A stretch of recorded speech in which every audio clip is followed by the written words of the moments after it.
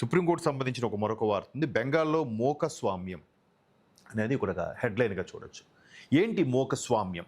ప్రజాస్వామ్యంలో మోకస్వామ్యం ఏంటి అని ఒకసారి చూస్తే, 7 జ్యుడిషియల్ అధికారుల ఘెరావ్ దారుణం, అధికార యంత్రాంగం ఘోర వైఫల్యం, నిష్క్రియా పరత్వం క్షమించరానిది, సుప్రీంకోర్టు తీవ్ర ఆగ్రహం, సిబిఐ కానీ ఎన్ఐఏ కానీ విచారణ జరపాలని ఆదేశం, బెంగాల్లో కేంద్ర బలగాలను మోహరించాలని సూచన, విచారణను ఎన్ఐఏకు అప్పగించిన ఈసీ. అంటే 7 జ్యుడిషియల్ అధికారుల ఘెరావ్ దారుణం, అలాగే అధికార యంత్రాంగం ఘోర వైఫల్యం. ఇక్కడ జ్యుడిషియరీ అంటే 4 పిల్లల ఫస్ట్ ఎస్టేట్ ఏదైతే ఉందో జ్యుడిషియరీ, జ్యుడిషియల్ అధికారులు ఘెరావ్ చేయడం ఏంటి? అలాగే అధికార యంత్రాంగం వీటన్నిటి కూడా సుప్రీంకోర్టు దృష్టికి వెళ్ళాయి. ఒక్కసారి అంటే వెస్ట్ బెంగాల్ అనేది భారత్లో భూభాగమేనా? తృణమూల అధినేత్రి మమతా చేస్తున్న దారుణాలా, లేదంటే ఆమె చూస్తున్న దారుణాలని చూసి చూడనట్టుగా, అక్కడ జరుగుతున్న దారుణాలు చూసి చూడనట్టు విడిచిపెట్టడం వల్ల ఆమెకి రాజకీయ లబ్ధి కోసమే, ఓట్ల కోసమే ఇవన్నీ చేస్తున్నారా అనేది ఇక్కడ ఒకసారి వార్త చూద్దాం. పశ్చిమ బెంగాల్ అత్యంత పోలరైజ్ అయిన రాష్ట్రమని, మోకస్వామ్యం రాజ్యమేలుతోందని పరిశీలనకు వచ్చిన 7 జ్యుడిషియల్ అధికారులను దారుణంగా ఘెరావ్ చేసినా అడ్డుకోవడంలో అక్కడ అధికార యంత్రాంగం ఘోర వైఫల్యం చెందిందని, ఈ ఘటనపై సిబిఐతో కానీ ఎన్ఐఏతో కానీ దర్యాప్తు జరపాలని సుప్రీంకోర్టు ఆదేశించింది. అంటే ఇక్కడ చూడండి, 7 జ్యుడిషియల్ అధికారులపై కూడా ఘెరావ్, అంటే వాళ్ళని ముట్టడించి, ఏమంటే ప్రజాస్వామ్యం, ప్రజల నుంచి వ్యతిరేకత వస్తుంది అనే స్థాయికి తీసుకెళ్ళి ఇక్కడ ప్రజలు, అంటే ఇప్పుడు ఒకరు ఇద్దరిని అయితే, ఒక 10 మందిని అయితే అరెస్ట్ చేస్తారు, అదుపులో తీసుకుంటారు. వందల సంఖ్యలో వచ్చేస్తే ఏం చేస్తారు? దాన్ని దొమ్మి కేసు ఏదో అంటారు. అలాగా దాన్ని అలా క్రియేట్ చేసి అధికారులను కూడా ఘెరావ్ చేసిన ఘటన వెస్ట్ బెంగాల్లో జరగడం, అది సుప్రీంకోర్టు దృష్టికి తీసుకురావడం, సుప్రీంకోర్టు ఆగ్రహం వ్యక్తం చేసిందట. దీనిపై ఇమీడియట్గా నేషనల్ ఇంటెలిజెన్స్ ఏజెన్సీ ఎన్ఐఏ, అలాగే central bureau of investigation CBI వీళ్ళకి అప్పగించి వాస్తవాలు బయటికి తీసుకురండి అని చెప్తోంది. రాష్ట్ర ప్రభుత్వ యంత్రాంగం పూర్తిగా విఫలమైందని, సుప్రీంకోర్టు అథారిటీని సవాలు చేయడమే కాకుండా న్యాయ అధికారులపై దాడికి చేసిన దుస్సాహసం తీవ్రంగా తప్పుపట్టింది.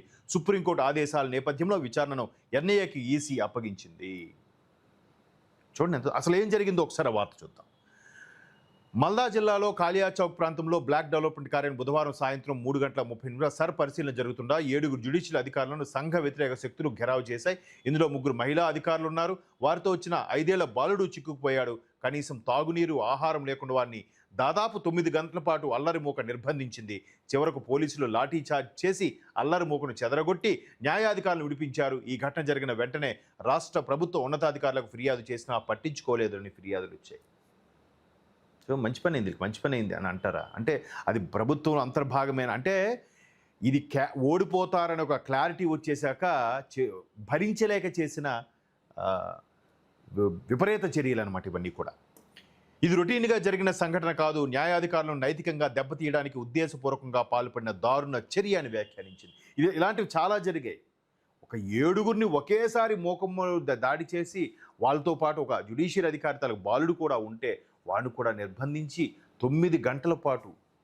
ఇది ఎక్కడ అసలు మనం తాలిబాన్ల దగ్గర ఉన్నామా, పాకిస్తాన్లో ఉన్నామా, లేదంటే ఏదైతే తుర్కియా లాంటి, ఇరాన్ లాంటి దేశాల్లో ఉన్నామా? ఒకసారి చూడండి. అంటే ఇది అంతా కడుపు మంటతో, ఓడిపోతున్న భయంతో చేస్తున్నది కాదు. ఇది నిజంగా చాలా దారుణమైన ప్రక్రియ. భారతదేశంలో, పైగా భారత అంతర్భాగంలో, పశ్చిమ బెంగాల్ రాష్ట్రంలో ఇట్లాంటి దారుణం జరగడం ఎంత చూడండి. ఫిర్యాదు చేసిన ప్రభుత్వ రాష్ట్ర అధికారులు, అంటే కీ రోల్గా ఉండే పొజిషన్లో ఉండే వాళ్ళు కూడా పట్టించుకోలేదట. ఫిర్యాదు చేసినా పట్టించుకోలేదు. సాయంత్రం 3:30 ఘెరావ్ ప్రారంభమైంది. హైకోర్టు రిజిస్ట్రార్ జనరల్ వెంటనే రాష్ట్ర ప్రభుత్వ ఉన్నతాధికారులకు ఫిర్యాదు చేశారు. అప్పటి నుంచి ఆయన రాత్రి 8:30 వరకు పలుమారు ఫిర్యాదు చేశారు. అయినా రాష్ట్ర ప్రభుత్వ యంత్రాంగం ఎటువంటి చర్యలు తీసుకోలేదు. రాత్రి 11 గంటల వరకు కలెక్టర్ అక్కడికి రాలేదు. రాత్రి వేళ నేను కఠినమైన ఆదేశాలను మౌఖికంగా ఇవ్వాల్సి వచ్చిందని సిజేఐ పేర్కొన్నారు. అసలు నిజంగా బెంగాల్లో ఎంత దారుణంగా జరుగుతున్నాయా? హైకోర్టు సీజే నుంచి లేఖ వచ్చినా ఎందుకు చర్యలు తీసుకోలేదో చెప్పాలంటూ ప్రభుత్వ ప్రధాన కార్యదర్శి, డీజీపీ, జిల్లా మెజిస్ట్రేటు, ఎస్ఎస్పీని సుప్రీంకోర్టు ఆదేశించింది. ఈ ఘటనపై విచారణ జరిపి నివేదిక ఇవ్వాలని ఎన్నికల సంఘాన్ని ధర్మాసనం ఆదేశించింది. అసలు ధర్మాసనం అంటే అది సర్వోన్నత న్యాయస్థానం. సుప్రీంకోర్టు చెప్తే ఎవరైనా వెనక్కి తగ్గాల్సిందే. బట్ దాన్ని అమలుపరిచేది ఎవరు? ఖాకీలు, చట్టం. వీళ్ళు అమలుపరచాల్సింది పోయి డిపార్ట్మెంట్ వాళ్ళు కనీసం పట్టించుకోలేదంటే డైరెక్ట్గా సీజీఐ వచ్చి చేయగలరా? అయ్యా మీరు ఇది చేయండి, అది చేయండి, ఎందుకు చేయట్లేదు, ఎందుకు ధిక్కరిస్తున్నారని అనగలరా? రాజ్యాంగాన్ని గౌరవపరుస్తున్నారా, అగౌరవపరుస్తున్నారా? రాజ్యాంగాన్ని అంటే లెక్కలేదా? సో ఈ ఘటనలన్నీ చూస్తే నిజంగా ఒళ్ళు గగురు పొడిచే అంశాలుగానే కనిపిస్తున్నాయి. నేతలు ఏం చేస్తున్నారు? ఈ ఘటనకు రాజకీయాలతో సంబంధం లేదంటున్నారు. మరి నాయకులు ఏం చేస్తున్నారు? అసలు ఏం జరుగుతుందో తెలుసుకోవడానికి అక్కడికి వెళ్లాల్సిన బాధ్యత వారికి లేదా? కలెక్టర్ కూడా స్పందించలేదు అని ధర్మాసనం తప్పుపట్టింది. ధర్మాసనంలో సీజీఐతో పాటు జస్టిస్ జోయ్ మాల్యా బాగ్చి, జస్టిస్ విపుల్ ఎం పంచోలి ఉన్నారు. ప్రతి ఒక్కరూ రాజకీయ అంటే ఇదంతా కూడా చూస్తుంటే ఎంత దారుణమైన పరిస్థితుల్లో బెంగాల్లో ఉన్నాయో చూడండి ఒక్కసారి. అంటే ఒక డాక్టర్ని చంపేసి నిర్భయ ఘటనని అది కామప్ చేసేశారు. ఒక అమ్మాయిని అరెస్ట్ చేసేసి ఆ అమ్మాయిని సుమారుగా చిన్న సోషల్ మీడియా పోస్టుకు సంబంధించి 3 నెలల పాటు లోపల పెట్టారు. ఇట్లా వెలుగులోకి వచ్చి నువ్వు కొన్ని వెలుగులోకి రానివి ఇంకెన్ని? సరకు వ్యతిరేకంగా డైరెక్ట్గా ముఖ్యమంత్రే ధర్నాలో పాల్గొని ర్యాలీ చేయడం ఏంటి?